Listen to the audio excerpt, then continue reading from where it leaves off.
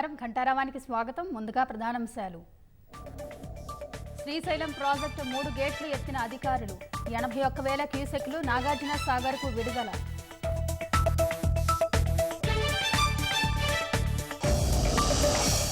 రేపు ₹1,50,000 వరకు రైతు రుణాలు మాఫీ. సుమారు 7 లక్షల మంది అన్నదాతలకు లబ్ధి.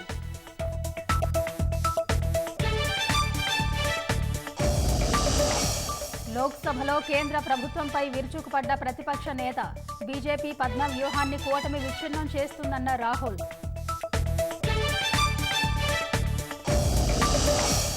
ఉక్రెయిన్తో యుద్ధంలో భారతీయుడు మృతి. రష్యా సైన్యానికి సహాయకులుగా పనిచేస్తున్న రవి మౌన్.